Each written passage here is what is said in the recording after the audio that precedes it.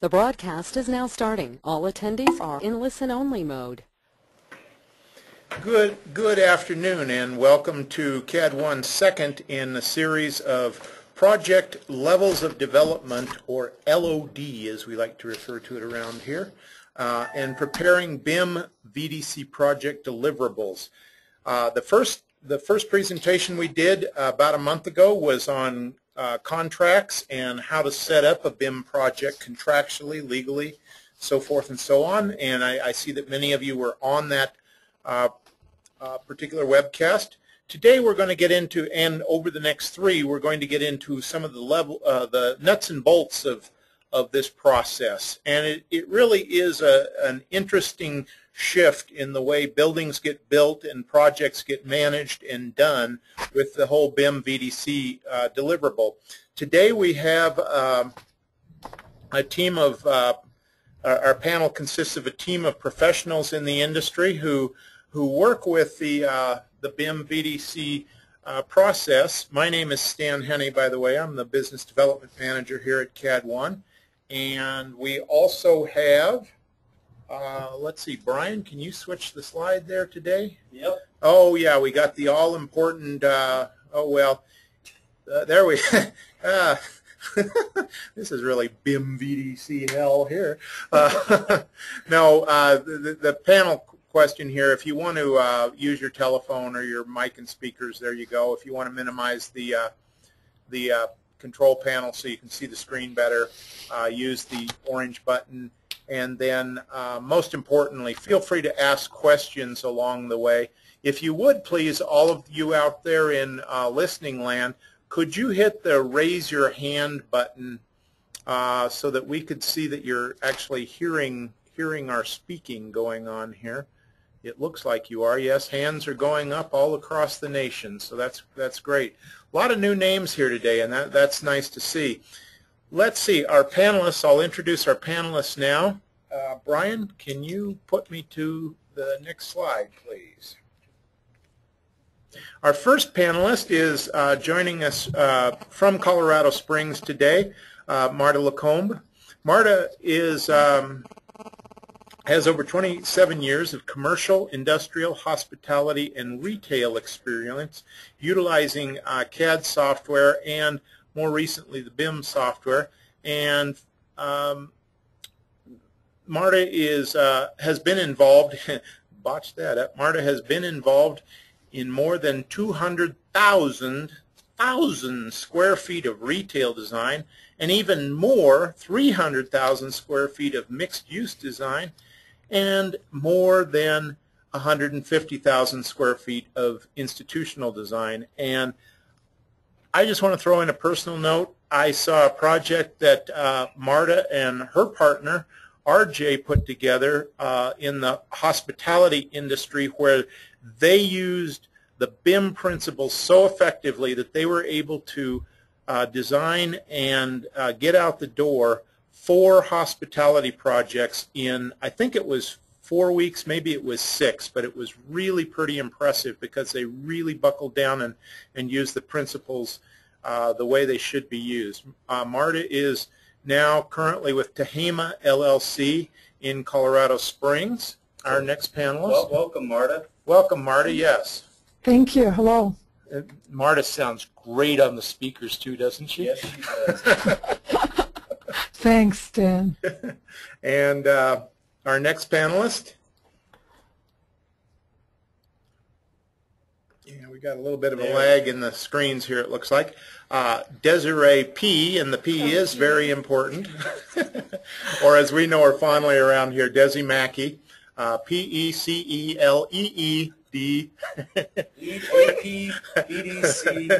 Please don't read the whole thing, Stan. Well, as I said earlier, for a woman who hasn't seen the dark side of 30, she's got a huge paragraph behind her name. So we'll kid her, but it's all in good form. Actually, Desi really does have quite an impressive resume.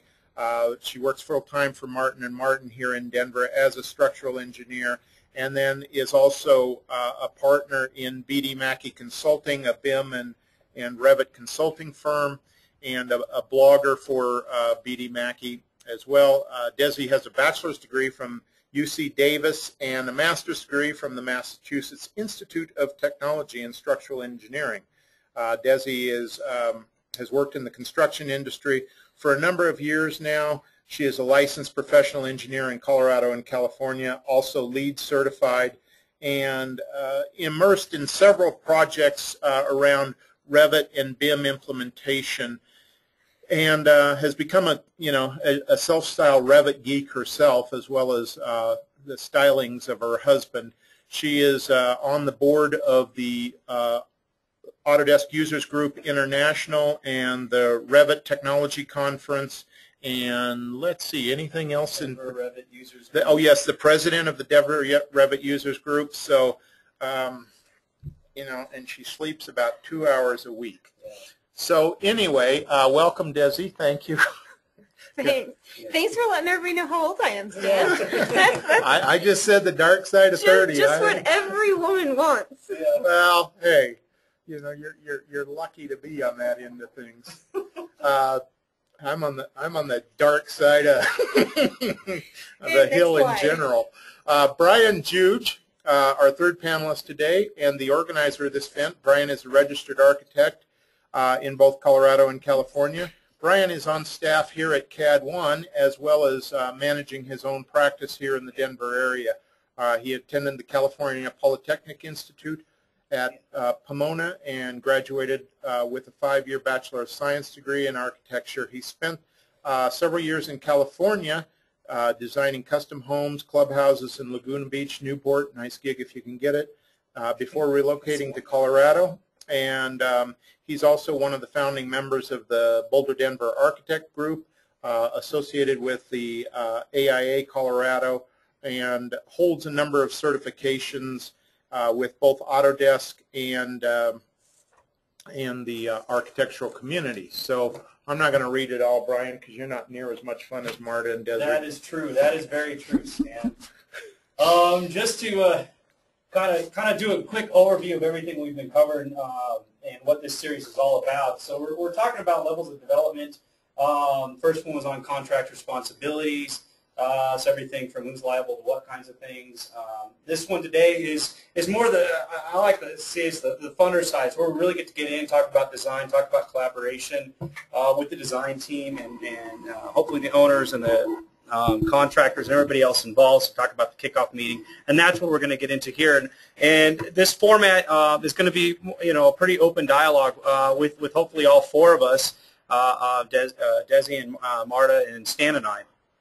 Next time we're going to talk about more of the construction team actually going through construction administration, and then part 4 will be when the owner gets the models, the final acquisitions, talking about facilities maintenance. But the whole premise behind this is that the whole time we're going to be talking about the model and what it needs to be as a deliverable for the owner in the end. So the end product is going to be deliverables that the owner will have for facilities maintenance. So some terms to go over. We talked about design build, design assist, IPD. We really just some overview. The AIA E202 is going to be kind of our model that we've been following, and we'll be focusing more on the levels of development. What do we do between each one?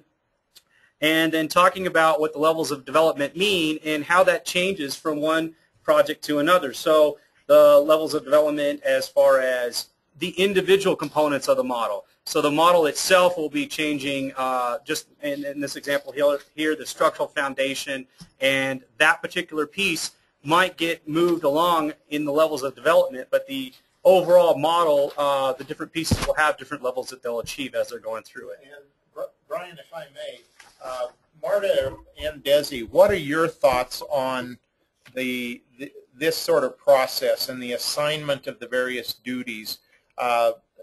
We feel like it's very important. It's one of the most important things you can do in a BIM project, and I'd like to get your thoughts as well. So, Marta, you want to go first? Sure. Yeah, I agree with Stan. I think it's one of the most important things to get done as soon as you start establishing who is who and who is going to do what. Because even if you don't succeed all the way through the end with this plan, if you have it exactly as this slide is showing, it makes easy for everyone who is either joining the team or taking charge of coordinating or whatever part of the process you're in, to have a map of who's doing what and at what level. Yeah, I want to echo one thing that Marta said, is that you don't necessarily have to stick to everything that is in the plan, because things may change as you go through, but at least having one has a direction for everybody. So it is important to talk about things up front with the understanding that you may have to talk about them again later on in the design. Mm-hmm. And I think one of the things that we've noticed, and we hear quite frequently, is that, while often and more, the key players in a project are becoming involved, the architect, the main engineering team, perhaps the GC, many of the subs are not necessarily involved early in the process. So as Marta and Desi have said, as people join the process, meaning largely the subs in many cases, it's good to have this outline so that the subs, when they do join the process, know exactly what their duties are and what the directions and goals are. It really makes the project much more successful. So with that, Brian, I'm going to turn it back over to you and go from there. Yeah, we'll just move on to the next slide here and talk a little bit about the traditional versus the BIM process itself. And we can see on this slide here just kind of a general overview of what is typical that we see, that as we get into the BIM design process, and we're talking about more of an IPD design process, the idealistic, and I kind of laugh at this because Desi and I earlier had a conversation, that idealistic that the BIM process, you save cost earlier on, and you see this little blue graph going on here, that it's going to save you more in the beginning. But what we're kind of seeing is that it actually kind of flattens out, and you might save in the beginning, but that process keeps continuing on as far as the designs and stuff. But this is the ideal process, that you're going to save, you're going to make decisions earlier in the beginning of the process that'll have a greater impact on the overall design and save you costs in it. And that's what we're really trying to gain from this whole process in what we're going through. Brian, one comment too, that if I may, you mentioned the IPD process, and yes, that's what we're talking about. But as it came up in the last presentation on contracts and so forth, there's really kind of two thoughts on IPD. There's certainly the legal aspect of IPD, which is kind of a collective partnership on the project where everybody shares in the profits equally and so forth. And those are fairly uncommon still in the industry, that kind of collective creating a LLC out of the project itself and bringing everybody together. That's fairly uncommon. Whereas the more cultural IPD process of getting everyone together and really outlining the process, given the AIA documents or the consensus documents from AGC, is really probably more prevalent in today's market. Yeah, I guess so to kind of comment on that, like Stan was saying, the idealistic process of setting up the IPD, where really we want to have the whole team there from the get-go. Not only the design team and even the contractors, but you want to include the subs, and you want to include the owner and the owner representatives and the facilities maintenance guys. A lot of this should stem from meeting earlier on with the owner and having this conglomerate that comes together based on every discipline involved. In the idealistic world, having everybody come to the table so we can explore, number one, what is everybody's goals for this and how we're going to go about achieving the end of the product. That way the owner can get, number one, develop the right questions that they need so they get a model that will end up with the best situation for them at the end, and then affect not only the owner himself and their issues, but the guys running the facilities maintenance and any of the end users, anybody that's going to have contact with that building later on. And then also impact the contractors and the subconsultants and the subcontractors with what their capabilities of. When we talked we're talking a little bit more about this, but that's just kind of the general overview, to have everybody involved in this process and everybody be working as one as a team, so that it's not looked at as me versus you type of scenario, but it's everybody coming together trying to resolve conflicts that come up rather than be really against each other or at odds at what you want to do. So you're working together versus just trying to cover your legal butts as the process would go. So that's kind of what we see in there. So then just some other terminologies we're going to talk about: level of development. And again, these levels of development are for each individual portion of the model. So we had 100, which is more of the schematic design, and then getting over to the 200 level, which is more your design development, and contract documents come into level 300. And again, once you get to the level 300, these are going to be, slides going a little too fast, these are going to be more of individual parts will start taking off from this. So your foundation might be taken to one level, since we have different aspects of people in the room. Structural portions might go at another level, but your structural detailing might be taken up to a level, that can be set out for shop drawings of different components, but the structural steel itself might still stay at a lower level, but the connections and stuff could be taken to a higher level. And with that, we've kind of opened up, and the industry has said, well, they develop sub-levels inside these. So the contract documents become pretty loose, and I think going back to what Desi and Marta were saying earlier, that we want to have some flexibility what we're going on. These need to be able to be changed and things need to be added to. We can't stay so rigid to something. That way we can attack these different problems coming up. And which I'd get your take, Desi, on this, and if you had anything more to offer. Well, I think, yeah, just exactly what you're saying, that not only flexibility to deal with things that come up, but I think each project is different. So you may think one way at the beginning and change your mind later. I mean, you may want ownership of certain elements, or you want to go to a certain level of detail, and you may think that that's where you want to go because that's what you did on the last project, but things are different from one project to another, and so you have to remain fluid in your plan.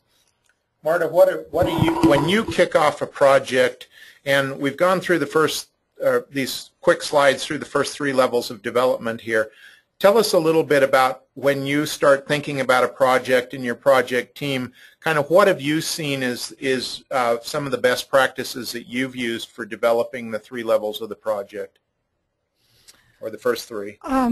Well, one of the things that I learned, and it was not that I thought before I've done the first projects I've done, it was that I learned with the experience of those projects, is first we get everybody on the table, of course, as we all said, and then we establish what is the level of every team player.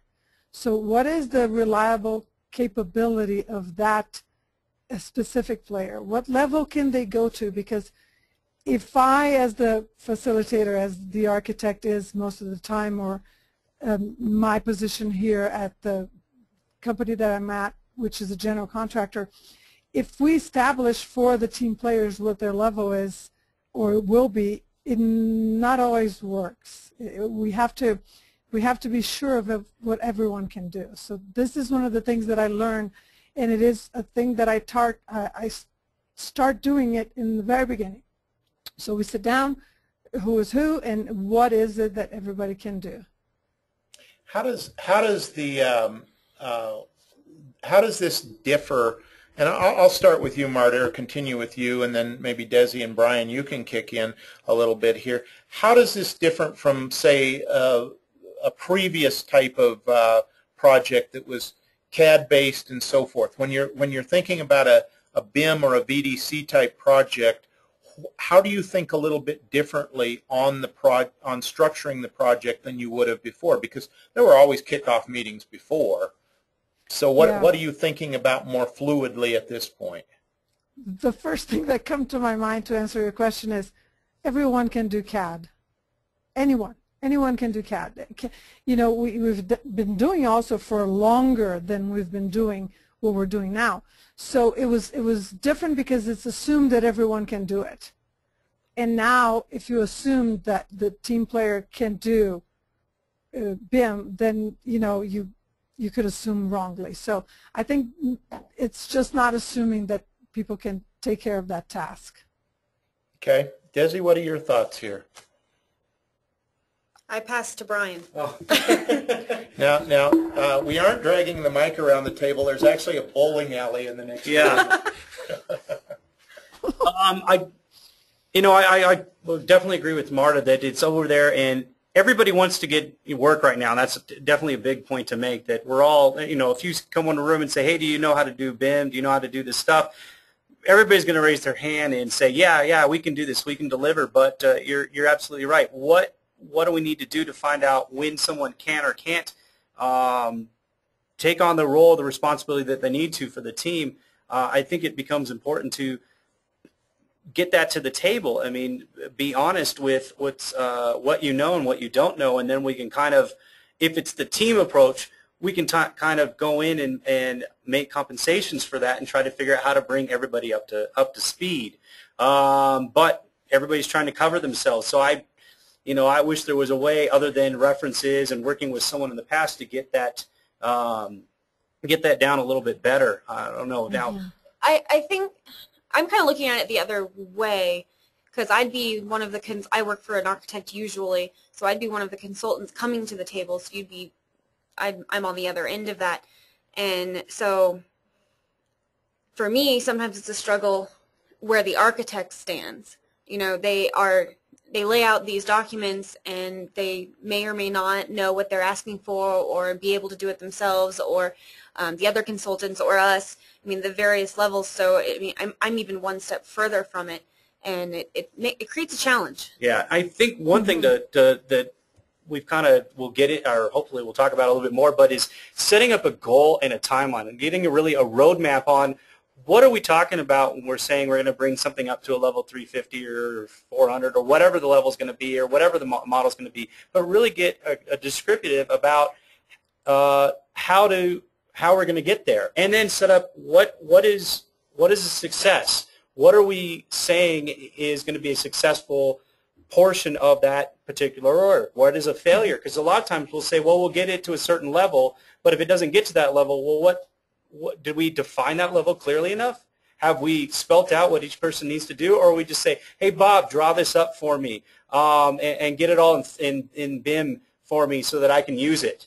But they might not know what they're doing. I mean, they might say, okay, but their idea of what that level is will be different than the next person's. Just because they modeled it in 3D doesn't mean the information's there that we might need to gather from it. Or they put certain information in, but the owner has no use for it. So if it plays no other role other than we're just filling in space or trying to guess on what people want, there's no value behind it for the team. One of the things that I'm sorry, Marta. Go ahead, Marta. Well, I was just going to give an example that we had here in a small project that we were. It was a design build project, and the team players, the structural, mechanical, electrical, plumbing, had no BIM capabilities. And in the design build contract, it was specified that it was to be a BIM. So we ended up, as the architects, inputting all the information for all the disciplines. So we ended up, learning a lot and working with all these other disciplines and putting them into the project so we could deliver the BIM to the owner, because that was a requirement. So many times also it could be something established, like you're saying. It's a roadmap, and then who's going to do what, and then, okay, we'll do this part for you because you don't have the capability or, set up. But setting up ahead of time it's important.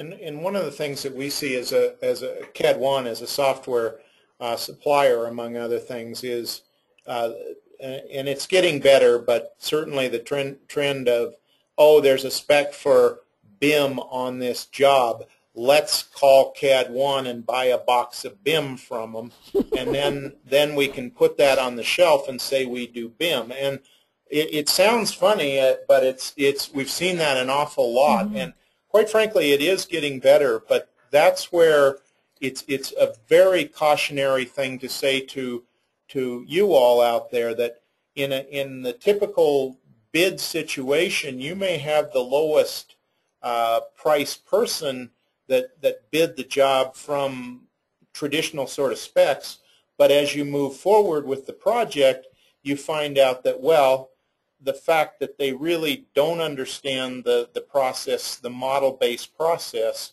actually ends up costing everybody more time or effort or even money than you know, getting someone who's a little bit more expensive, quote unquote. And that's something that we're seeing a big change. I think one of the things that is very important that we see a lot, or we ask, you know, owners talk about as owners become more aware, is the idea that the model should be something that you don't have to go back to the start every phase of the thing, but you build on each phase so that you can take the model, wash data through, and still use parts of the model to create some additional.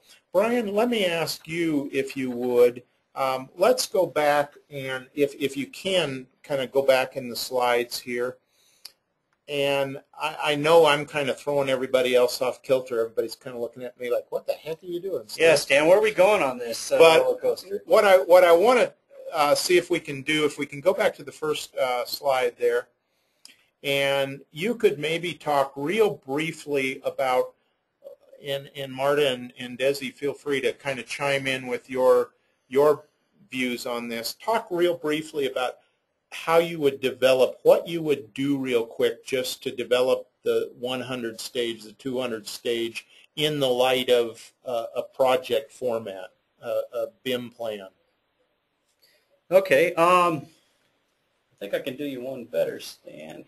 I know you could, because you've been working on it.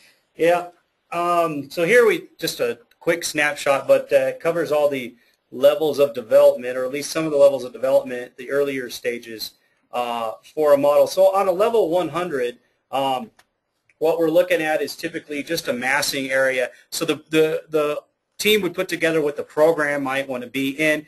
I would say level 100 actually starts before this with the descriptive. Tongue's not working today. With the descriptive on what the owner is looking for, and when I say owner, I see the owner as in large O, the whole team, the facilities, maintenance, the end user, everything. So what that whole ownership wants to have for the project. This will include the program, but it'll also include the needs and everything else that will go into that specific thing. So it's not only going to be a physical model, but it's going to have a lot of other verbiage to it, describing what the thing's about. We'll probably start talking about systems, you know, which HVAC system they'll have in there, the general structural system that they might have in there, and some general stuff about the site. But the actual physical model will be pretty much more of massing like we have here. And then going into a level 200, we start putting in the parts that we think are going to be part of it. Start putting in as much as we know possible. And this will definitely depend upon the building itself, the team itself. Obviously, if you keep doing the same product type, you'll be very more apropos to put, you know, what kind of walls you'll have in there, what kind of structural system you're putting in there. But if it's a product type you're not used to, it's a new team coming together, this might not be as descriptive as the other one. So you're looking at a level 100, which might end up being, or a level 200, which is more around a 200 or 300. And again, we're talking about, this is more schematic design phase and getting in design development phase in there. And then we move to a level 300. This is probably where a lot of things are going to end up stopping, and it's the level that they're going to be taken up to. So we might have our you know, general structural systems in there, but we're not going to put all the connections inside. That'll be more handled on the detail level, or maybe something that's left up into construction when the sub-consultants get in there. And then from that point on, kind of the 400, the 350, 400, 500 is going to, different parts will develop into other levels. And there's a big part of the change where the architect might have most of the model in level 100, but what's going to really happen is those parts are going to get handed over or come out of whoever's taken on board. So Desi is structural, will probably be coming in right away and doing her own structural design with the project right at level 200 and developing that over there. And as an architect, I might set up the general lighting, but after level 200, that'll probably end up getting picked up by the MEP. The MEP might carry it for a little bit, And then when it goes to actual construction, that lighting will probably go over to a sub-consultant, and they'll take over. So not only is the BIM portion of the model being handled, but parts are being taken over by different people as the project goes along, and that's probably key to the whole process. And I'll start with you, Marta. What do you think on that? Anything else to add? No, nothing to add. Makes total sense. I love this slide. No. Very, very, I mean, you can see what you're talking about. Now, Desi, when you're being structural, when you come in, where is it that you come in on the project? Is it the 200 level with what you do, or? I think what Brian's saying is generally the case. You come in kind of in the 200 level. I mean, you're probably in the project in the 100 level, but your deliverables probably on a piece of paper or in a phone call. But actually, one of the things we're trying to do at Martin Martin right now is come in earlier in the project. That way, we're trying to provide some more conceptual tools, and I really like this idea.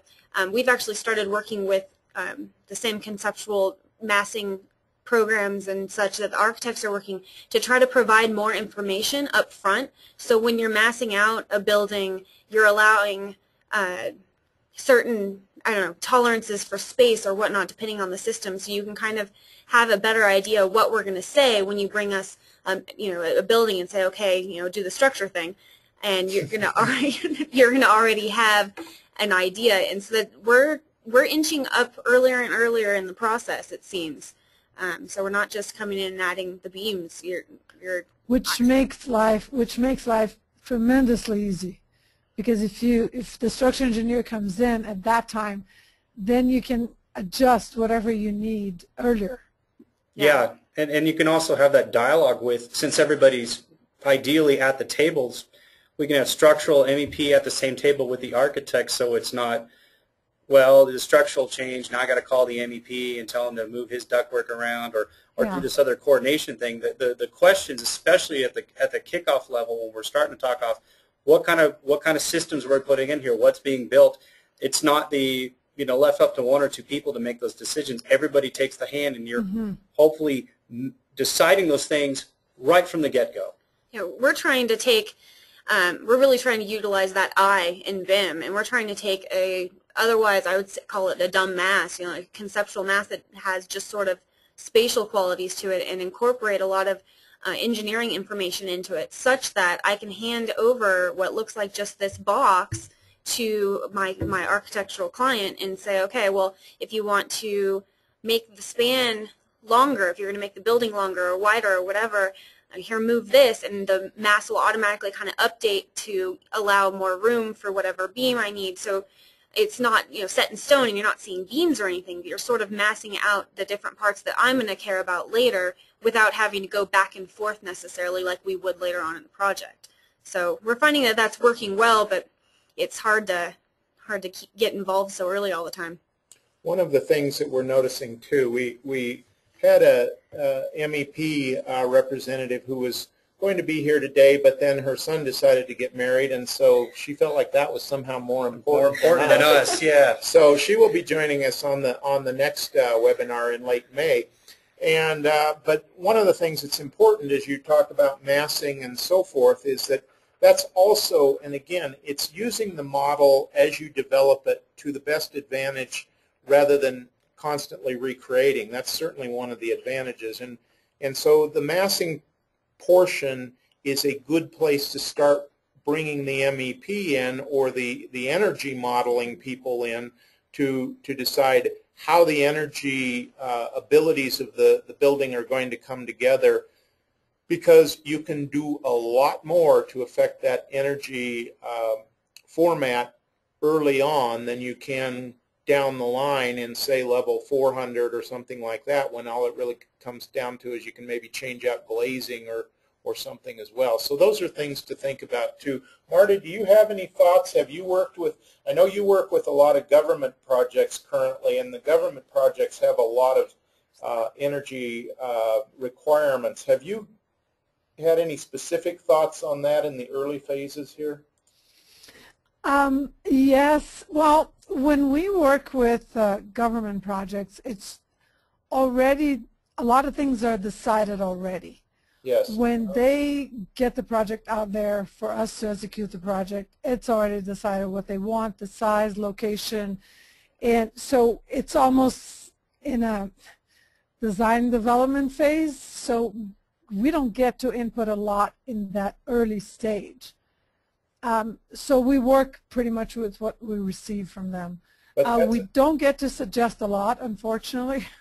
I wish we could, but after the contract is signed and the job is awarded, it's a little harder to get that change. I think, though, that that's an interesting comment, because that's a very good case of where the owner is involved and they're specifying what they want right up front and in the contract phase, so that the people working on the project really don't have any room to change things. So it has to be aligned with the certain phase of development so that it maximizes the value.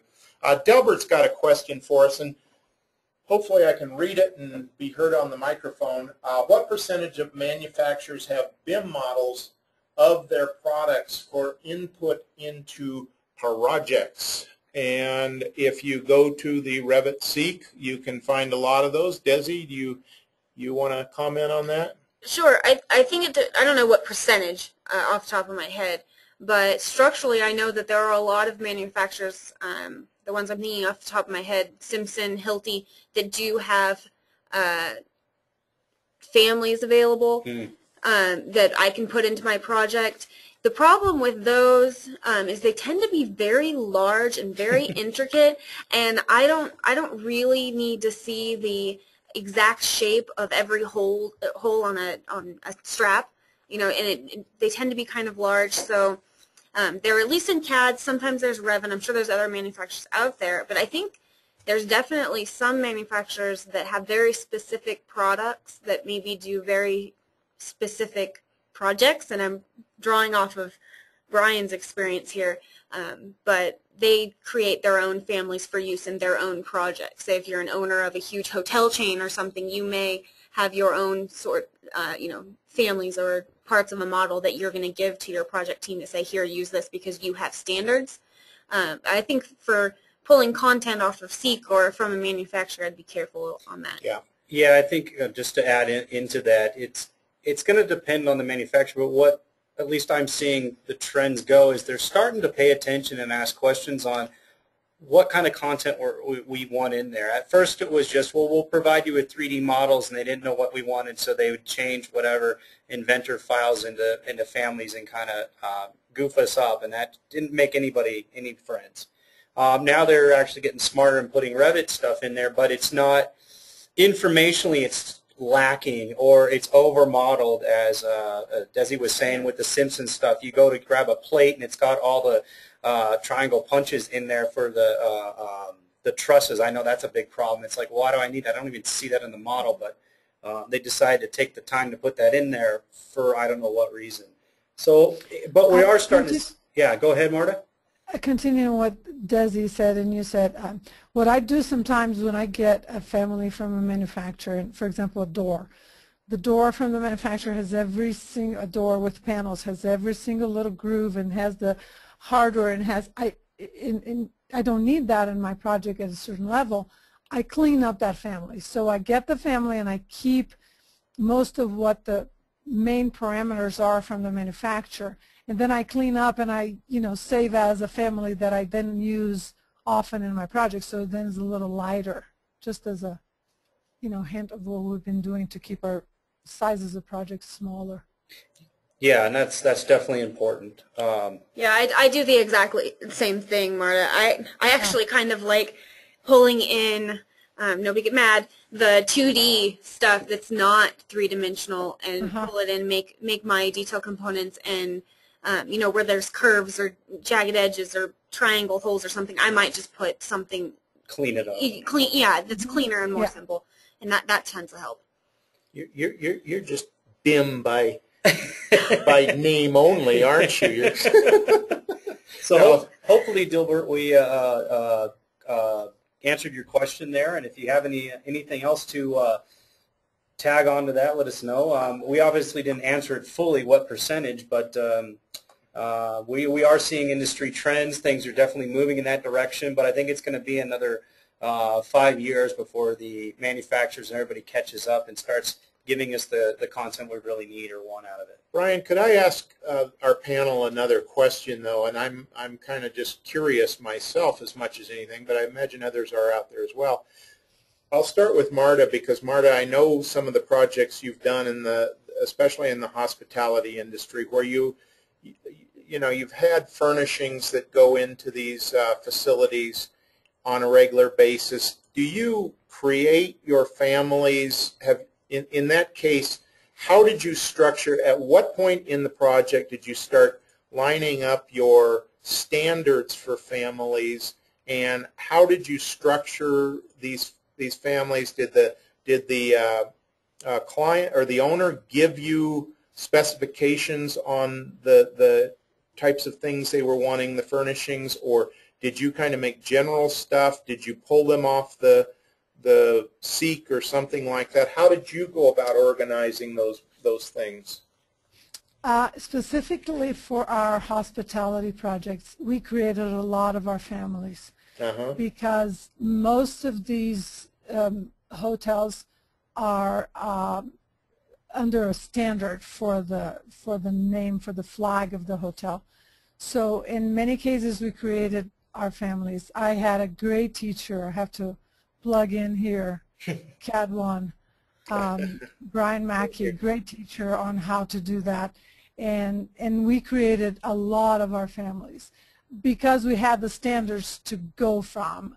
Some other things we just either pulled from Seek or just used a general family, but and we organized them by the same library organization that comes with a with a regular install.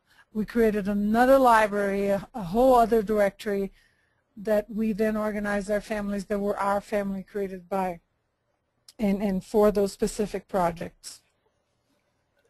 What about you, Desi? Anything to add to that? On the structural side, do you do any of that, or where because you've got fixtures that could probably be in there, but then you've got detailing, or there's the need for detailing somewhere along the line on the other end of things. So where does some of that fall into play as we talk about levels here? That's hard to answer. It's too broad. Yeah. I think it really depends where the goal is. Where is the model going to go in the end? If we tend to do shop drawings often at my company, so if I know for sure my building is going to go to the construction services team and they're going to do shop drawings, I might take some things a little further earlier on, help them out a little bit. But if I know I'm just doing paper documents, the owner doesn't want the model, I'm probably less inclined to put it in the model. I'll just take care of those things in a detail. I think it really depends on what the goals are. Okay. Does that answer the question? Yeah, that's real helpful, because these are the things that people do ask about us about all the time as well. How do I set my standards for my details, for my families, for my for my shop drawings and back end stuff? Where does all that come into the process? So those are good answers. We've got a few questions here. And continuing on that, Stan. Yes, Marta. We knew that our hospitality projects were going to be turned into the owner of that hotel for use later for facilities management. So continuing what Desi said, I knew already that I needed to give them something that they could either count how many desks they needed per room, or how many shower heads are they going to replace, or what kind is the shower head, what is the towel bar model, and how many are for king rooms and queen rooms. So in our case, we knew specifically that it was going to be used later on, so we had to take to a level of detail that was, expected. Well, and that's almost favorable. I mean, if you know that early on that you're going to be expected that level of detail, it's so much easier to incorporate that from the beginning. I would say. Yeah, and that's why it's really important to have that in there, and again, have that the people that are going to be using it part of the beginning process of it, so that we can build it in as designers on the front end, rather than playing catch up during construction and trying to add those levels in later on. that we're already aware of what that's going to be. And sometimes in the later stages of the level development, that'd be the level 400, 500, we might actually be stripping information out of the model and just providing information at that 500 level that just pertains to the owner and what the owner needs. He doesn't need necessarily how things were constructed. He just needs the building at a level that makes sense for his facilities maintenance people. Right. And some of the things that you gave example of, Marta, was, I think it's a variation on level of development, because I think we always think about graphically. What does the model look like? Can I see the bolts? Can I see, that level of detail isn't always graphic. Sometimes just you can go from one level of detail to another by just incorporating more information, like what you're talking about. So I think there's a lot of gray areas there. Yeah, and I think that actually comes into a question that Heather Johnson's asked. She says, what's the difference between level of development and information levels? And really they're kind of one and the same, but and we see some of these panel questions, Desi and Marta have talked about the BIM model, and how does the 3D portion of the BIM model differ from the information model. So what we're talking about here is traditionally what we've seen is the team can put together a 3D model, and it represents the wall and what might be part of the wall and the doors and the structure and everything else. But what we really don't see is maybe, the warranties that might be associated with pieces of equipment, or something that you can't physically represent with the three-dimensional portions of the model. You can do paint colors and stuff, but all the different compounds that might be in there, or what you might need to do, what the types of like warranties, that's a great one to put in there, or what the lighting fixture might be if it runs at this wattage versus a different type of wattage, and you're able to change those over time. So that information part is critical, more critical later on than the actual physical 3D portions of the model. And Marta, I don't know if you have anything more to expand on that. Yeah, one example that comes right is to me is rating of doors, because when we're designing a hotel or a big retail store, there's all these ratings for all diffusers and all of that, doors especially. And then when someone else is maintaining this building later, if they're using the model and that tag of that door fell off for some reason, and for in any situation, then you have that information. So yeah, the basic difference, I think you were mentioning, a 3D model and a 3D in an information model is really, really important as we move on to the future. Do you want to take some time to go through a few of these other questions, or should we get into our question list here, Brian? I think it sounded like some of the questions we have as far as the panel discussion and what people are asking, or some of them are kind of the same. So I just want to make sure we hit our bullet points that we were kind of preparing answers for, that we had kind of outlined for the whole group here. Well, I like to just see if you guys are on your game, or whether you're any good or not at this stuff. You did good, Stan. Who prepared answers? Yeah. Oh, we were supposed to. Oh, we were? Oops. So go ahead, Brian. I was going to ask, what is the difference, what is a BIM model, and what do we mean by a large BIM model? Well, I think we kind of answered that, but that was more of, there's terminologies out there, small BIM versus large BIM. And when people come to the table and say, oh, I know BIM, I know how to do that, what that might end up being is they can build a model in 3D but not do much more from it other than that. But the large BIM would be providing that information that's in the subcontext outside of it. Also, I think a large BIM model could be, for example, a campus. When you have various buildings, a hospital campus or a university campus, that you're working on smaller BIMs for the buildings, and then your large BIM is where you have all that linked in. Yep, you're trying to tie in utilities and maybe even some GIS coordinates. And so not only size of the model, but the complexity of the model could be also a large, I don't know. It's interesting. I read the question differently, so I don't know. Maybe we're both wrong. I kind of looked at it as, right. Hey, I kind of read it as small BIM would be more basic in maybe coordination sense. I tend to refer to it as Revit CAD. Like we're making a 3D model. We're going to use it for coordination. But we're not really going to put a lot of information in it. We're just going to kind of use it graphically. It's not a deliverable. We're just using it to make our documents kind of small, within your own company, or maybe you're coordinating with a couple other of the disciplines, kind of just a smaller look at it. And then a large BIM would be more where you are incorporating a lot more information. Maybe you are taking it to a higher level of detail, and you're definitely coordinating between the disciplines and kind of taking it to that next level, taking BIM kind of on a greater scale of the whole project instead of a more concentrated local view. So that's kind of how I read it. I think we're both right. Yes. Yeah, I like Always right. We've kind of answered the kickoff meeting question and the facilitator question. I think maybe we could elaborate on the facilitator just a bit. That is that somebody needs to really be the anchor position on the BIM plan and the whether you're using the AIA documents or creating your own BIM plan, whatever the standard may be. Somebody needs to take that facilitator role, and often it is the architect, wouldn't you say, Brian? Yeah, I think we're typically seeing that as being in there, but by no means is that need to be that way. We as architects, we like that role.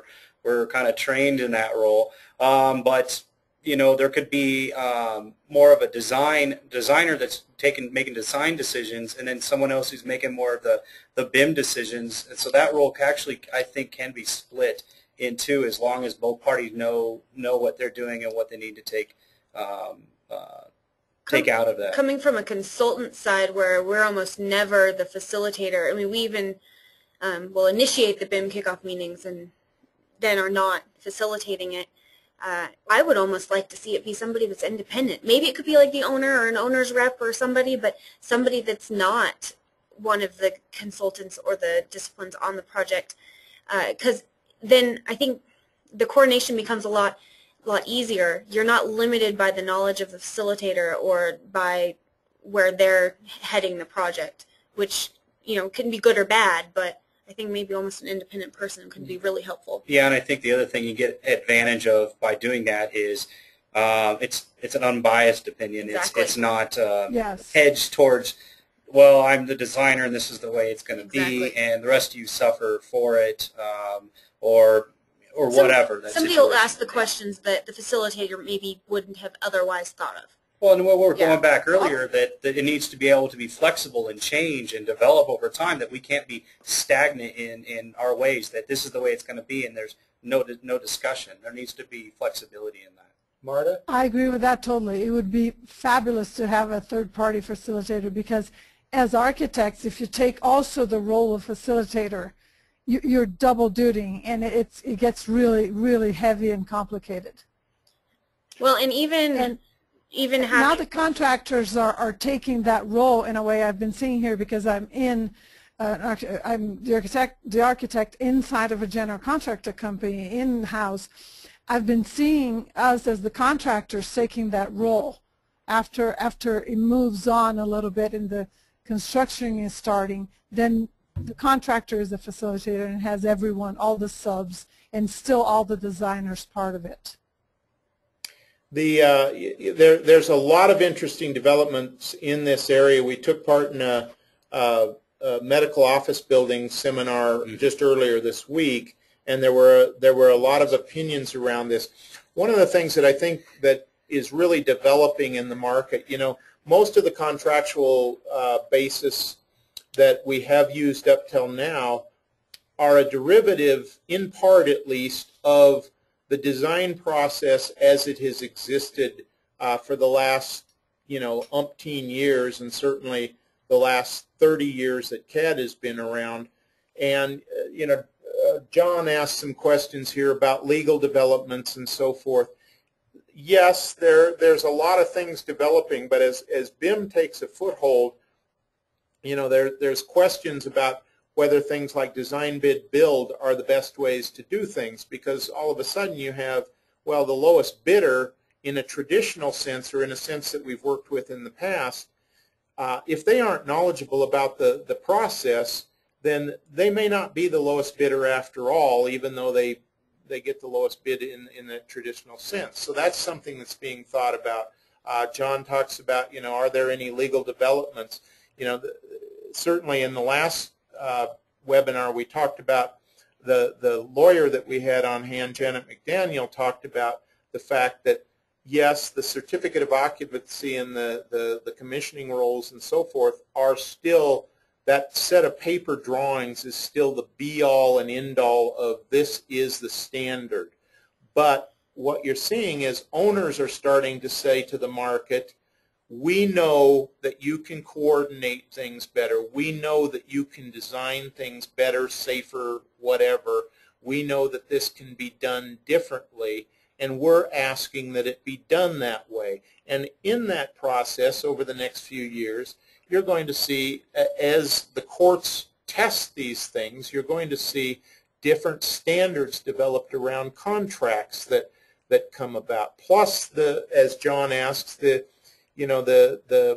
AIA 202 docs, well, there's a BIM addendum to those now. So these things are, and same with the AGC consensus doc. Well, they're not really the AGC, they're the consensus docs, but managed by AGC. And those are really in some pretty dynamic development as well right now. So Brian, you look like you've got a comment there. Yeah, just to tag on with that, Stan, I mean, it's really going into that we're seeing somewhat of a change, and we talked about this earlier, that the team itself is changing legally. It's no longer a design, bid, build process that we're going out there. We're seeing a lot more design build companies form up, and we're starting to look at the quasi-IPD and into a real IPD project. So the mentality of the market is changing, where it's more on let's get the project done and let's do it the best way possible. So the team dynamic on a legal standpoint is changing. What is it, what's being defined? And then how do we handle conflict resolution, and even changing the verbiage that it's not conflicts, it's just adversities that we just need to conquer and stuff like that. It's just hurdles that we just need to jump. So the mentality of it's coming about. I mean, we're even putting language in there that we're going to go to mediation rather than court within some of these documents. So I think that has to be talked about a little bit, that even on the front end. And we kind of beat this over the head, I think, in the first webinar. So John, I recommend, if you haven't, go listen to that one. And if you want, there's definitely context we can put you into to get more on the legal side of it and how that's going to be handled. So one of them was Jeanette or Brian to talk about that. Marta, the firm that you work with currently is a really kind of a design build contractor with architectural component and then a construction firm and so forth. Now, I know that you have various challenges down there that you have to work with, but at the same time, how do you see your firm that kind of is a little more all-encompassing handling things, as opposed to, Desi, I'll let you kind of talk about kind of how you see things. We are trying really hard to get our VDC as fast as we can. Yeah. We're it's of course proven and known that if you do it, you save money, time, please everyone, everything gets done in a better way. So we are a design build company working for a lot of government projects. So it doesn't make it real easy, because as I mentioned before, the projects are half the way out there when we get our hands on it. So we're dealing with getting our VDC in full speed. The hardest thing I have encountered is to get the field guys to be part of it, because I can get the designers, I can get the subcontractors for those designers, I can get the guys who are doing all the systems, fire sprinkler guys, I can get everybody on board. my field guys in my own company are the hardest to get to agree and to join the team, because they've been doing for years, you know, and it's been working one way or the other. So the roadblock is the project manager, the superintendent. Those are the difficult ones, but we're trying. Well, and to the larger point, Marta, I think that, you know, there's a question from Craig here that kind of falls in line with that, and Craig says don't sugarcoat anything, so we'll get, and rightfully so. Good point, Craig. We'll get to that a little bit more fully in just a bit here, but that's kind of a start, and we see much the same thing with other contractors as kind of a preliminary note to your question, Craig. We see the same thing. One of the biggest challenges is nothing wrong with these guys. We're not bashing them. No. We're just saying it's this change in, I've done it this way for 20 years or whatever, and the thing with these guys, Stan, that I sort of concluded the other day, just in a meeting talking to them, they like to be out there. They like to be digging holes and figuring it out on site with their boots dirty. That's why they are out there. You know, so to bring them in an office with a screen, with a mouse, with everybody talking and showing these schedules and you know, it's not their thing. They like to be out there, doing it as they go. And we see that a lot. We really do. Gezi, do you have some comments? Let's give them some iPads. Well, I think that's one of the technology is coming around where I think that's one of the really valuable things. Yeah.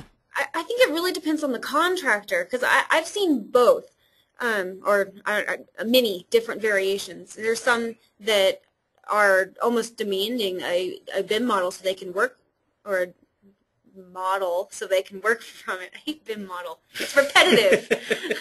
It's like ATM machine. Yeah, ATM machine. Yeah, exactly. They want to work from it, and then you see the other ones, like you're saying, that they just want to get out there and do it, and they don't want to see anything in 3D. And I'm thinking of a project I'm working on right now, actually. It's an existing building that we're running into some interesting field conditions that, man, if the contractor would real quickly model up what the condition is and send it to me in an RFI instead of a sketch, I would love that. So I would love to see some contractors get on board with it a little more than they have. But on the other hand, there's some that are doing it right along with us. So I think it's a range. Yeah, and I think it's coming back to, I mean, Stan was probably going to bring this up anyway, but the IKEA project that was out there, the contractors were the ones that were instrumental in putting that together and making it a BIM project, where the design team wasn't up to the qualifications quite at the time. And I think we say it all the time, but it's the owners too. Yeah. I mean, the owners really have to drive it. If we can drive it all we want and deliver a better project because of it, but I don't think we're truly going to get all the way there until the owners are saying, this is what I want. And that is really key. And if any of the owners out there listening, that is definitely the one big thing to pull away from this. If the owner's not on board, the rest of the team can do what we want, but it becomes a lot harder. If the owner is on board with it, the rest of the team will follow. I mean, who's fitting the bill here? And really more than just on board, because as an owner, I can say, yeah, I want that BIM stuff. No, yeah. You know, so I think not only on board, but truly has an understanding of the expectations and in some cases the costs associated with those. Well, and the benefits of what they're getting out. So they ask the right questions so they can get the results that they need, they get the results they need from it. And so I have a little funny story after you say that, Desi. Sure. We did a BIM for one of our projects and sent out the construction documents, and the owner calls back and says, I thought you were BIMing this. You were not BIMing this? Yeah, well, I BIMmed it. I responded. We BIMmed it. Well, I don't see it. It's all, well, those are the construction documents. It's a verb now. So then, yeah, so we can BIM it. Let me ask you, with the hotel chain, because you brought up the idea, and I think this is important to this discussion when we start talking about those levels of development as they apply to the BIM. And you were talking about how you were conscious of the owner chain, the chain owner's requirements throughout the design process and so forth, so that you were building in those features. What do you feel like were some of the things that you did to manage that and be able to hand off to the owner efficiently during your process? What were some of the things you were conscious of? Simplicity of the families. I'm thinking of all the families, the equipment, furnishings, everything we added on to the project. Information, the parameters in it, so all the information that we got from the submittals then later, because after we turned the project into construction, we kept working on it, and every time we got a submittal, for example, for bathroom fixtures, we would go back in and add from those cut sheets from the bathroom fixtures, we added those in. So the owner then, when he received that, and not the contractor that was building so much, but when the owner received that at the end, he had something he could work on. So one of the things that we were more conscious of was updating that project as we were getting more information on it. Craig, I'm going to jump in and answer we're going to jump in and answer your question here a little more fully. Craig's question basically was, how well do new contractors new to BIM receiving it, I assume you mean receive it, and be honest, no sugarcoating? And what I will tell you is what we are seeing in the market, and I'd love to hear what the rest of our panel says, but what we at CAD-1 have seen in the market, honestly, is the first thing out of most local contractors' mouths. You have to understand that the Mortensons, the Phipps, the Kiewits, some of these, while we may do some training for them, they're considered national or global accounts for Autodesk, so we don't really work with them on their software deployment. So basically what we hear from the local or the mid-tier contractors that come to us, and there's quite a few, first thing we hear is, how do we keep up with Mortenson? We need some of this BIM so we can keep up with Mortenson or Kiewit or someone. And these guys are very good and very sincere. I'm not bashing them at all, but they're trying to figure out how to meet these specs that they're seeing in the market and how to win work in this new environment. So I will say that, they're open to it, but they're also reluctant. They don't always know what to do. They're often afraid they're going to get sold something that isn't the standard, isn't where things are headed, and then they're going to be in a worse case of muck than they were before they started this process. So they're fairly leery about it. They have, in general, they have a degree of enthusiasm of, oh, good, if we can learn to do this, we will be good at it. Let's get some Navisworks and come in and for a day of training and learn how to push the buttons, and all of a sudden we will be doing BIM coordination like some of the big people who are stealing work. They're not stealing, but winning work that we normally would have fallen to our tier of the market. And they come in to a training session and they quickly realize that it's really a big process that they've got to develop for their people in their company. And they don't necessarily they have some very bright young people out of the construction management programs or, that have been estimators with them for some time, very bright men and women, but often they have no background in this. And even the construction management schools many of them are just starting to catch up with this. So it's become kind of oh my gosh, there's quite a process we've got to learn to set up. I think also, Stan, it's because there's a shift in thinking that needs to happen. There is. And it was the shift that we went through when we moved from 2D AutoCAD to BIM. It was the same thing that happened to us when we were designing, because when you're designing in AutoCAD, you can just go on, and then later on you detail. Well, now you're detailing ahead of time, and you're putting all this stuff together as you're detailing. So the shift and change, I've seen here with my guys. Are you serious? We have to sit in a room with you for 3 hours looking at this. You rotate this model on the screen and show us everything that's not working. You know, they have to think ahead of time. We're forcing them to think globally about this building and making this building work or not with them on the screen. And they want to be out there, you know, with the tool in their hands, hammering, and gloves and boots. And it's just the shift that it's going to be. The big guys already did it, like you mentioned. You know, the big companies are doing it already. We have to get everybody to do it. So, Desi or Brian, do you have anything to add to that?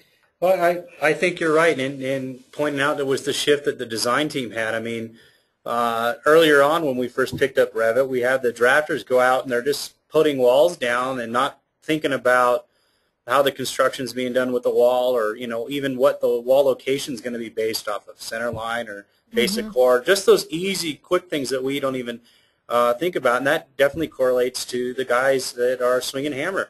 You know, a lot of them just want to go out there and do the work, but it's a different mind shift. It's a different way of looking at it. It's the same transition we did when we went from hand drafting to CAD drafting, and it took quite a long time for the industry to catch up and kind of massage everything out to get it working fluently.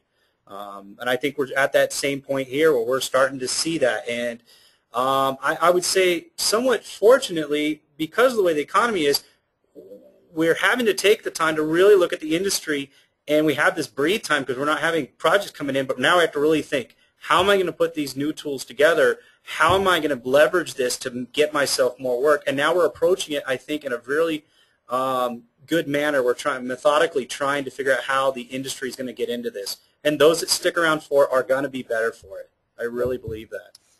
I think we actually have one more shift ahead of us, because as designers, we use a tool to produce our documents. That's a deliverable. So we did shift from 2D to 3D, but in the end, we're still using a tool to produce our drawings that are usually just paper.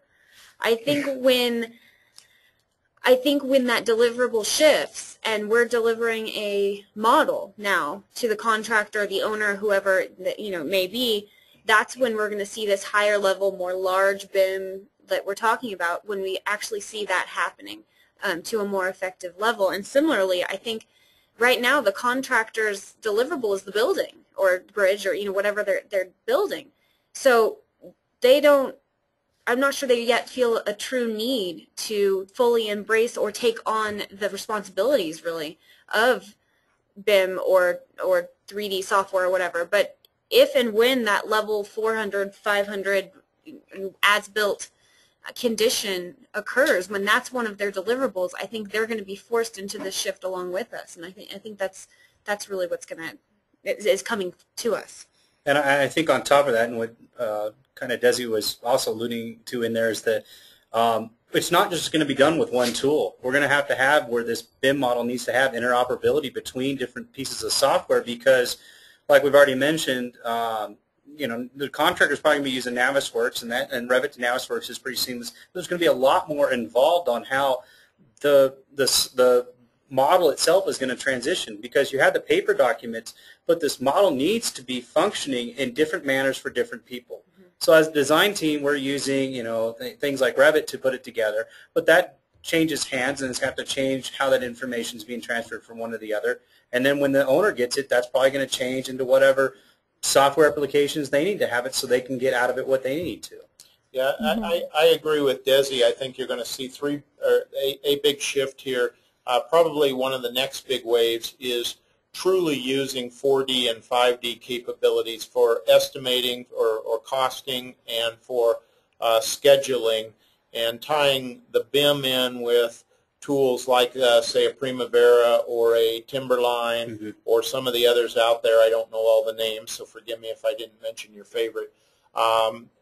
so that you can truly do this type of stuff. And then the shift to remembering that the building information model is data-driven graphics rather than graphics with data attached. So the fact that you can take this data out to Excel, to SQL, to Access, to other products of that nature, and actually manipulate the model quite well. You know, there's a product called DataGate out there that's very good for this now, and there's others coming on the scenes. These are the types of things that you're going to see that I think Desi's alluding to when she says there's a next wave of this that will come in the next couple years. Marty, do you have any comments there? Nothing to add. Well said. Okay. All right. We've got a couple more questions from Daryl. We've kind of backdoored through our panel discussion questions here, but we've got some questions from Delbert here, and they tie in pretty well. So hopefully, I'm away from the mic now, so hopefully people can hear me. Is a manufacturer that is selected for installation, or if a manufacturer that is selected for installation does not have BIM information, do you create your own 3D model? If not, how can the model be used fully for level 500, which would be some of the fabrication and so forth? No, thank you for doing that. Okay. I'll try that one. I think that if a level 500 model is required and a manufacturer doesn't provide information, if that's not part of his contract or whatever, then I guess you do have to create your own for the model if you truly have to use it for level 500. But I would encourage, we're kind of speaking in broad terms here, but if you're personally creating this level 500 model, you may or may not need a 3D element from the manufacturer to reach that level. Like Stan was saying, it's information driven. So if you can incorporate all the information without some complex family or whatever it is that you're missing from the manufacturer, you might look at going that route as well. Now, I would agree with that, because at that level, the complexity of the family is not important anymore, because the building is built, everything is there. You're using it for extracting data or using that for your maintenance. So, yeah, I agree with that totally. Exactly. Yeah, I mean, one of the things we're seeing is that you're kind of stripping things down and making them more simple boxes and stuff that are representing 3D objects, but really when you click on them or select on them or look at the spreadsheet that's based on a room configuration or something, it just provides you with the information that the owner wants. They don't necessarily need to know what for example, what the light fixture looks like, but they might need to know everything about the light fixture. So when they select on it, it's just a square box. So the 3D portion of the model is light, but the information is a lot more on the heavier side. So he can do his cost analysis on what it'll take to run the energy over the next 5 years on that lighting system or whatever. Yeah. Yep. So it is interesting. Delbert asks another question. How can you strip information out of the model based on level of development? And I think this question kind of applies to a number of levels, because you may develop something and then you simplify it and then add additional information for the next level of development or to go off into another section of things. Do any one of you want to kind of talk about that a little bit? How you strip things out and then how you kind of rebuild from that? It's actually an excellent question. I actually haven't really thought about ever needing to do that, but I could definitely see the opportunity to need it. I think there's a lot of different ways. If I know a lot about Revit, so speaking specifically about a Revit model, you could you could set up all kinds of things. I'm thinking of schedules or parameters or things associated with whether it be your geometry or information that you could filter that way and strip it out. I think that at some point the level of development might become so intertwined with your model that it might be hard to really strip out those higher levels of information. Or, if we're talking graphics and extra families, like, it's easy to just go delete all the bolts, and that's a good way to bring the level of development down. But I think it can get so intertwined that it could be hard. So I don't know, Marta, do you have any ideas? I think I agree with you. I've done it in the past, and when owners asked us to clean up the model because they don't needed all the information we had. For example, all the details that we did, drafting views, all the, a lot of things that we did for the construction phase, we actually deleted. So we saved the model as another model, and this was the owner model, and we actually deleted. But the information of what we needed was added. So like Brian was saying, so that light fixture box that represents the light fixture, I then replaced that with a it wasn't the light fixture I had anymore, it was a box, but it had more information, more data to it. So the project is lighter in graphics, but it's heavier in data, in parameters and information. Yeah, and I guess to just tag on to that, there's not one system out there as a way to clean it up. I mean, no. We could start on the Revit side and just go in and start deleting views and families that might not be necessary. But that's basic model cleanup. Yeah, that's exactly, and that's nothing new to the industry. That hasn't been anything that's revolutionary by any means. And I still think we're kind of at that stage of doing that. There are some other products over there. Stan pointed out DataGate, where we could go in and sift the data in and then just kind of filter out what we need to keep and what doesn't need to be kept, and then kind of clean it up in that manner, just within Excel or Access or something like that. But there's not a one-stop shop on what to do, and there's probably not a one answer for what needs to be cleaned up. Different owners are going to need different pieces of information. Again, that's important to have that owner interaction, to know what they really need from the model, and the owners kind of need to know what questions they need to ask so they're getting the results they want. Right.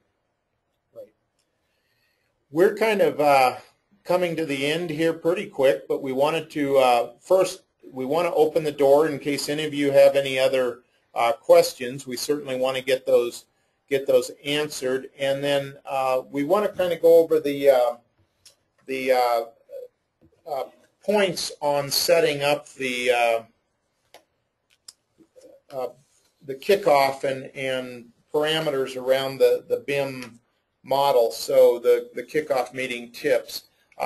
Delbert, real quick, while you had one other question there. I think we've answered John's question pretty fully, but Delbert, you had one other question. I think it's up to you if you want to sell it back to the manufacturer. I don't know that there's any particular legalities or liabilities, as so much as there's a lot of things you need to do to create a model that really works for a manufacturer well, and the Autodesk Seek folks have some standards that they try and hold up, but people sneak through all sorts of weird stuff. So yeah, that's definitely true. But there's definitely a business to be had creating families for companies too, if you want to go that route, and it's just creating some decent standards to live by. So Brian, do you want to bring up the tips there, and then so I've got kind of the BIM kickoff meeting tips, and I guess it kind of expands a little bit more outside this.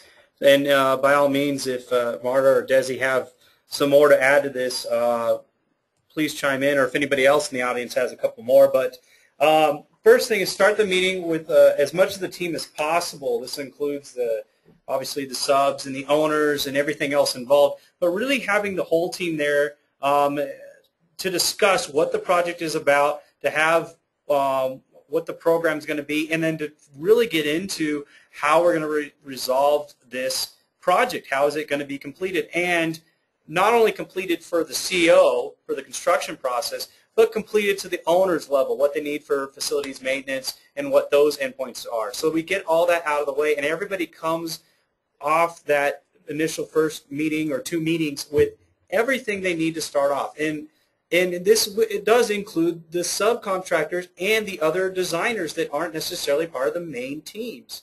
I mean, that's very important.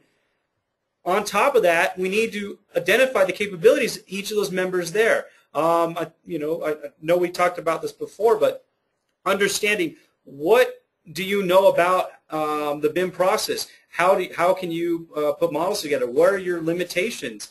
And this comes into having the idea that this is a team effort to get through it. It's not just this is your responsibility, my responsibility type of thing, but trying to get this together as a team so that everybody succeeds, the overall project succeeds.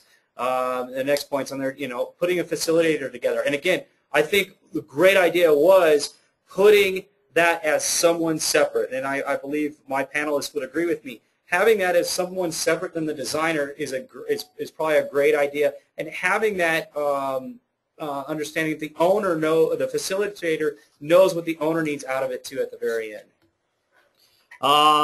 Setting goals in a timeline, again, clearly defining what is going to make the team successful and what the team is going to be as a failure. So if we understand what our successes and failures are, we can evaluate the process. We can say, yeah, we did great, or no, we didn't, rather than saying provide a BIM model, which is just way too general, or just, Desi, I want you to do the structural for it. And Desi's like, okay, but her level of structure and what I'm trying to tell her might be 2 different things. Even if it's just, I want a moment frame. Well, really, what do you mean? Do I need to provide shops for this? Everything else that would be involved in that.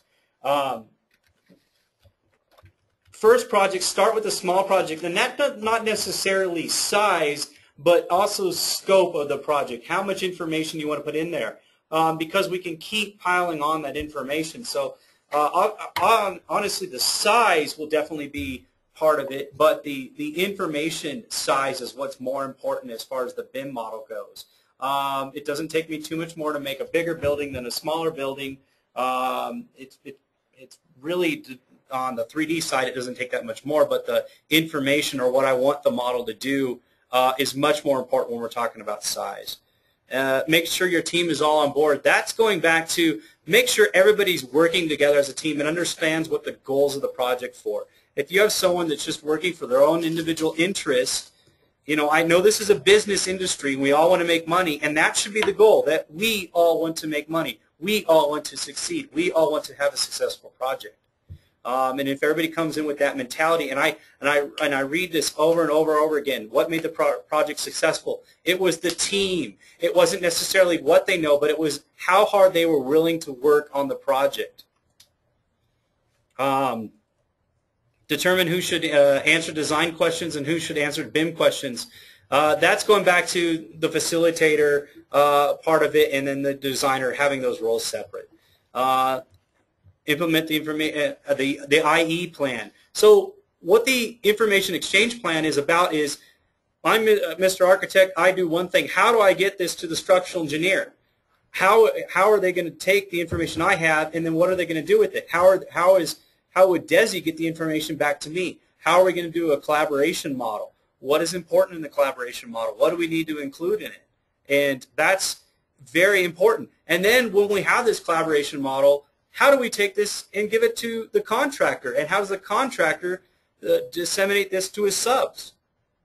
This is how the information exchange plan needs to be defined. And it's a very important thing to kind of have put together, at least an idea of how that's going to be. And then I think the next one is determine how teams will resolve challenges, not conflicts. And that's, again, that mentality. These are challenges, not conflicts. When I have something that's not working between me and the general contractor, it's not a conflict between it, but it's just a challenge. And so that mind frame we have to get into and define how we would resolve this as a team, and not just, well, you're responsible for 50% and you're responsible for the other 50%. It's how is the whole team going to get through this. Develop a model coordination plan or a BIM guide that's referring to the AIA documents. Again, that's that is a specific document, and by no means, and I'll stress this, is the AIA document, the E202, a complete document. It says that in the beginning. You need to expand it. You need to tailor it towards your project. Everybody needs to have their input. There's not a one-stop shop for this thing works great for everybody. At the end, you'll see some resources, some other places you guys can go to help develop those coordination plans, those BIM guides, but they are guides. It takes the team to further define it, and like we said earlier, that team needs to be refining this as they go through.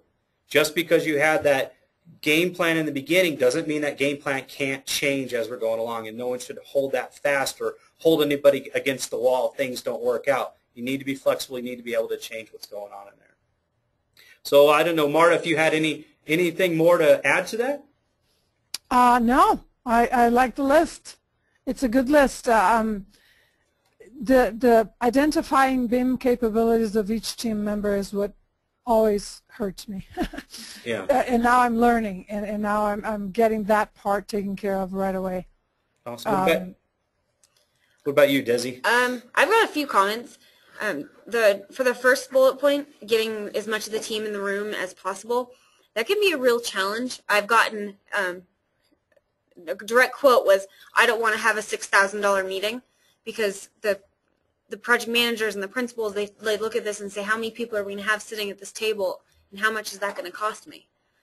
So that can be very challenging, and one way we've tried to address that is think very carefully about who you need to be in the meeting. Does the principal need to be there if we're going to talk about the model?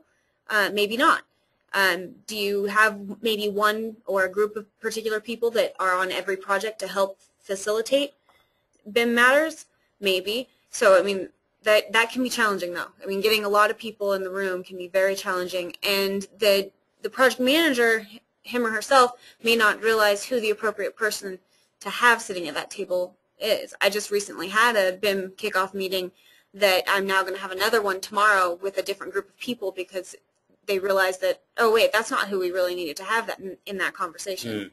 So not only as many people as possible, but the right people from each discipline, which may or may not be the highest level people, you know. Yeah, and one couple times I've heard it put that just because you have everybody at that meeting doesn't mean everybody needs to be there at the same time. You might need to stagger it in so that some things are being addressed on one part, some things are being addressed at the other part, but at least if you have the owner, the contractor, and the design team represented for the whole time, that way they can kind of handle their people underneath them, but at least you're not, quote, wasting people's times for that.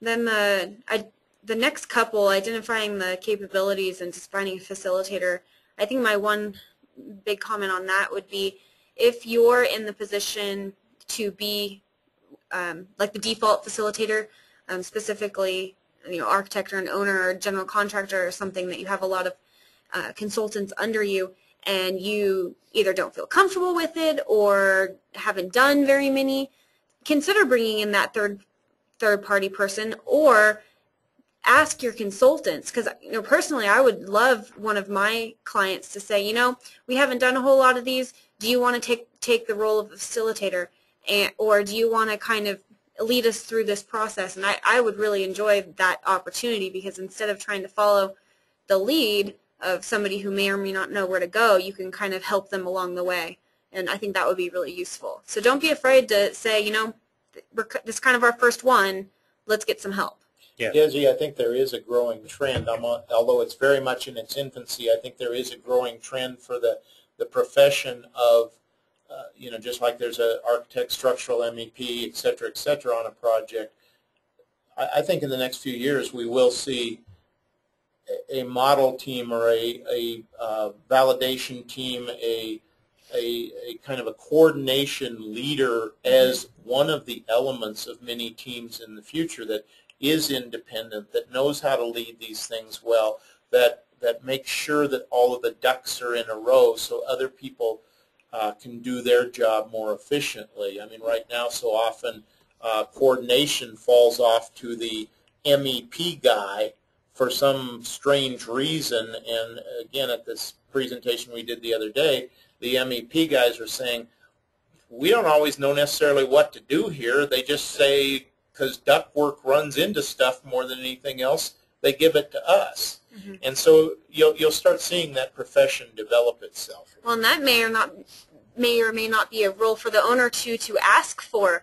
You know, obviously I'm going to have a project, I want an architect and a mechanical consultant, a structural consultant. Maybe they want to put in there should be a BIM consultant. Just like a construction manager. Exactly. You'd have I hate BIM manager is a term I already used, but it'd be someone like that, like a construction manager who would go in and quite honestly, a construction manager would probably be one of the better ones to get in there and mm-hmm. get in there on the front end. And that would be a great way for the contractor to get in. Get in too. I think there's definitely an opening there for somebody to step in to do it. In our company here, I am that person.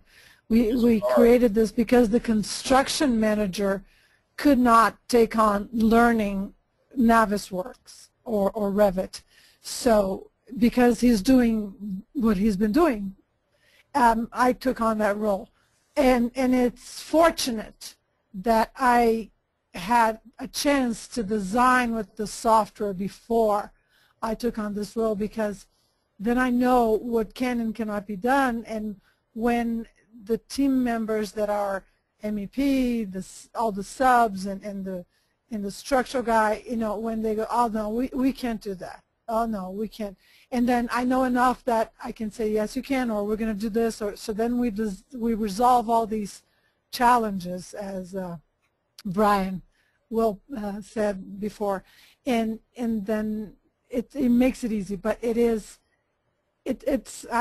totally agree. It has to be a third party, and it's a good position to be in if you have all the tools to work with. And as a consultant, we wouldn't mind taking that role, but we sort of feel like it has to be something that we're invited to do, not something we volunteer, because we don't want, I don't know, for lack of a better term, step on anybody's toes, honestly. So. And there's someone who posted a comment here.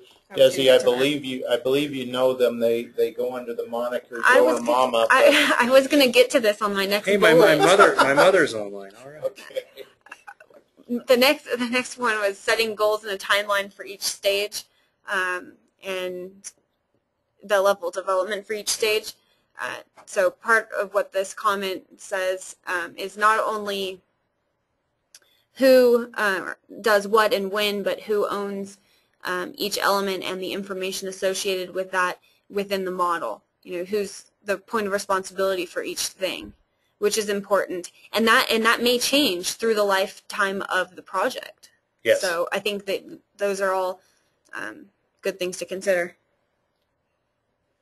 Anybody else? Well, I'm going to put in a plug for a couple of our panelists. I mean, CAD-1 can certainly, you know, our name's a little bit of a antiquity in a way, in that we still go by CAD-1, but it's because of brand recognition mostly. But we do a lot of this type of work for people, helping them set up processes and so forth. But I'm also going to put in a plug for the two professionals that we have on the panel today here, Marta and Desi.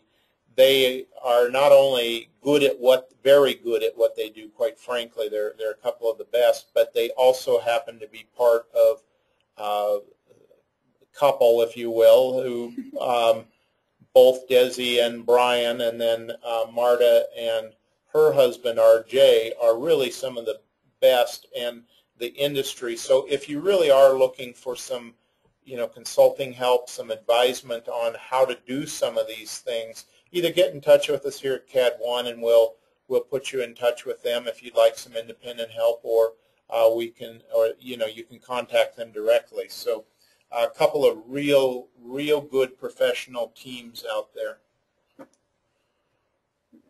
Thank you. Yeah. Yeah. Yeah, and I'd like to say thank you to definitely everybody out there for listening in. Here's a list of resources to point you at. Also to expand on that, obviously here at CAD-1 we've trying to do our homework too, and get up to touch with all this. Can you flip it back? And there we are there. So different, the AIA documents, which will include the E202 and the BIM procedures. You also have the consensus documents, which is follow-up on that. Structural Engineering Institute. They have quite an extensive thing on how to go about using this BIM thing. And Penn State also has a pretty good execution plan out there. Also one book I recommend, the BIM Handbook, a guide to building information modeling for owners, managers, designers, engineers, and contractors. And it's pretty hefty book, Yes, but there's some good information in there, and there's obviously quite a few other resources out there. But really want to thank our panelists, both Marta and Desi, and hopefully all of you out there in webinar land have enjoyed today's webinar.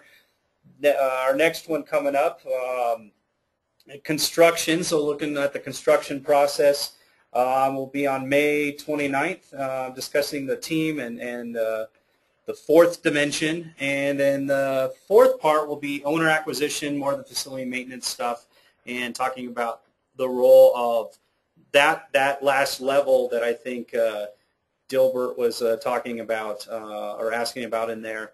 How do we get that 500 level? And did we get a couple of questions come in at the last minute there, Stan?